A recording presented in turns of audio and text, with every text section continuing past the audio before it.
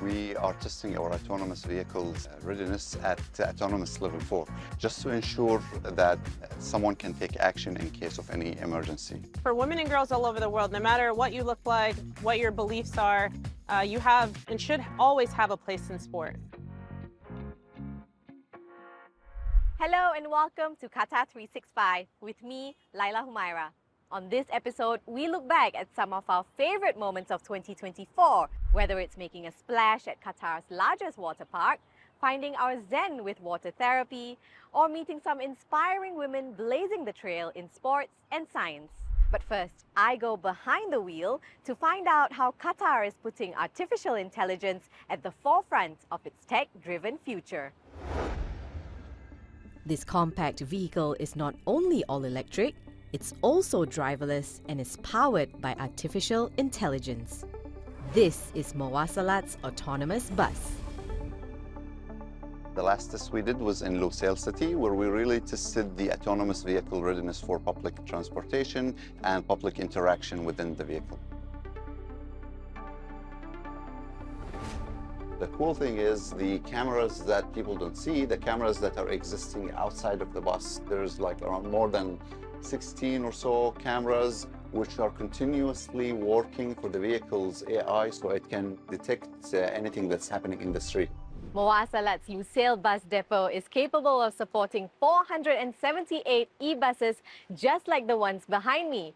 In 2022, this sprawling site of more than 400,000 square meters earned its place in the Guinness World Records for being the biggest electric bus depot in the world.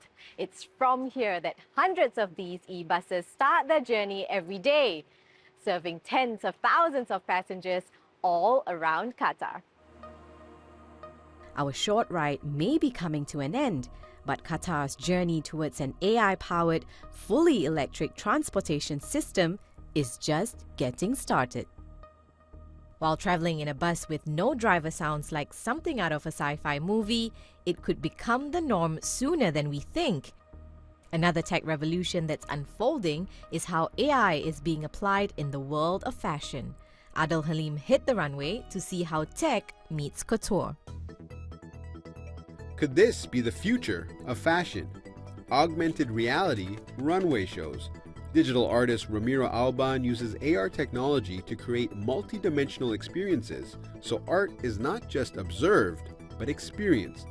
Quiero que la prenda de ropa siga evolucionando, así como el arte ha evolucionado de una pieza estática a llevarla a una pieza con movimiento, que pueda transmitir lo que el creador quiere que la gente conozca. For the runway show, Ramiro collaborated with renowned fashion designer Deborah Sawaf's The Power of Words by interpreting the brand's 7 spirit animals and bringing them to life.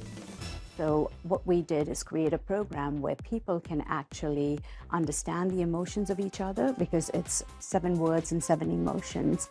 And you use the emotions in both ways. You express your emotion or you ask for an emotion.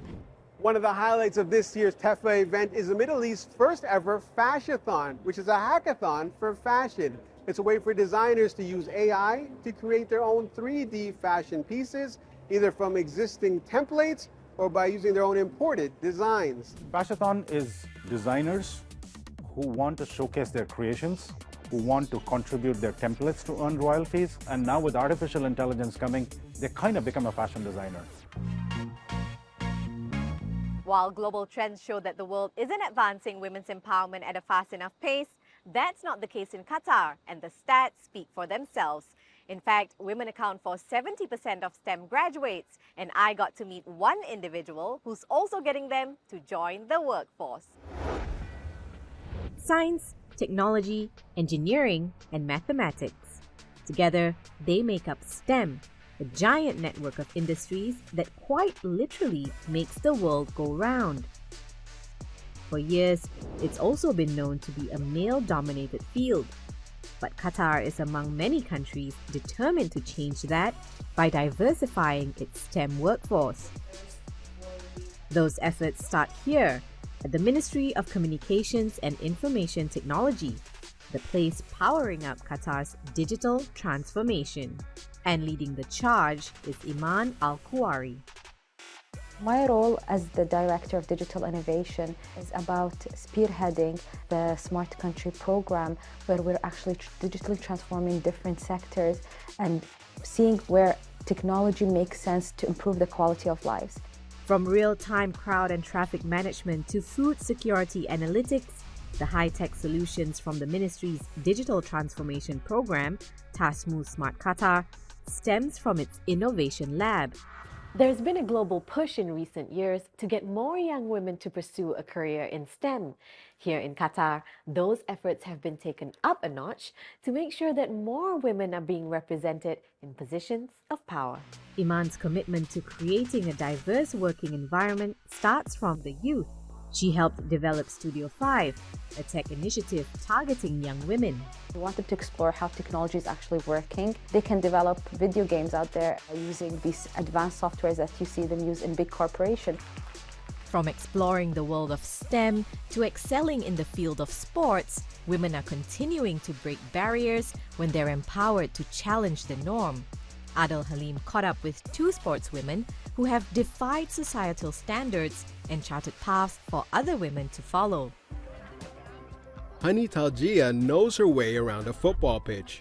Growing up in Palestine, it's where she found her peace. I wanted to change the circumstances around me. I never believed that there is a limit. Whether it's social, cultural, political barriers, I always wanted to embrace change. That change came through her passion for football. Hani manages public relations for FIFA, but during her playing days, she was the first captain of the Palestinian women's national team. Football gave me the tool to embrace those barriers and gave me the power and liberated me to come across all these barriers with confidence. Someone else who's changed the game is Ibtihaj Muhammad. She was the first U.S. athlete to wear hijab while competing at the Olympics and the first Muslim American female to win an Olympic medal. I really felt like I was doing it for the communities that I'm a part of, for the Muslim community, for the Black community, and you know, for women and girls all over the world. No matter what you look like, what your beliefs are, you have and should always have a place in sport. With more than 560 kilometers of shoreline and serene turquoise waters, it's no wonder Qatar is also called the Pearl of the Arabian Peninsula.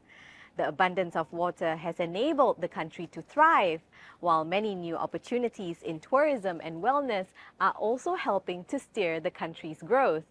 And as Adel Halim found out, one way to do that is to make a splash at Qatar's largest water park. Plenty of high-speed twists, turns, and of course, splashes are on offer at Mariel Water Park. But this isn't just any old water wonderland. The park pays homage to Qatar's history of oil and gas discovery while illustrating its love for the sea. Mariel was conceived by the government as an opportunity to really show off the oil and gas industry. This is one of the most intensely themed parks that I've ever seen or been involved with. It's an amazing park. Walking around the grounds, there's a clear, rusty feel, and the park's general manager says that is completely intentional. If you're on an oil site, they pour concrete. They never let it set. So you see tire tracks and footprints. Walk around the park, you see that everywhere. Also, a lot of sites are old. They have rust everywhere, but it really helps with the theming. There are 53 slides spread across 6 acres here at the Mariel Water Park. One of the major highlights is this 85-meter-high water slide, billed as the tallest in the world. Bill Lentz believes once the park cements itself as a family-friendly entertainment destination, it will not only be an anchor to draw people to Qatar Island, but also make a big splash for the country's tourism industry.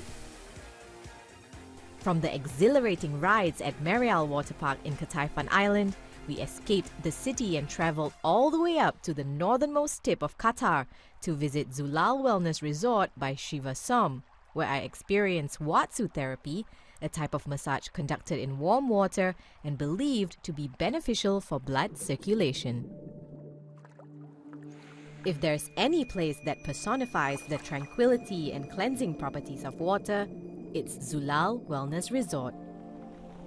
Zulal means pure water in Arabic, and purifying the mind, body and soul is what the resort seeks to bring to its guests through its wellness-focused programs. Among many of Zulal's treatments is Watsu, a combination of Japan's Zen Shiatsu massage and modern techniques of hydrotherapy founded in the 1980s. It was important to include Watsu as a treatment and as a therapy at Zulal. Watsu has great benefits. It is wonderful for pain relief. It is great for sleep enhancement, reducing stress. Watsu is among dozens of treatments offered here at the resort. Nestled in the northernmost point of Qatar, Zulal encourages its guests to fully immerse themselves in detoxing, physically, mentally, and digitally. Participants are immersed in warm water no deeper than 1.2 meters and are encouraged to be as relaxed as possible, while the therapist cradles, moves, stretches, and massages them. Once we go to the water, we will receive the therapy by the water. Aquatherapy, the water, they have their own energy to purify the negativity for us. From seeing how tech is changing trends in fashion and transport, to inspiring stories of women breaking the glass ceiling in science and sport, to a roller coaster look at some fun water activities, we hope you've enjoyed reminiscing some of our favorite moments with us. But that's all the time we have for now. For more, check out euronews.com and connect with us through our hashtag. Thanks for watching Qatar 365 this year, and from our whole team here in Doha, we wish you a happy new year.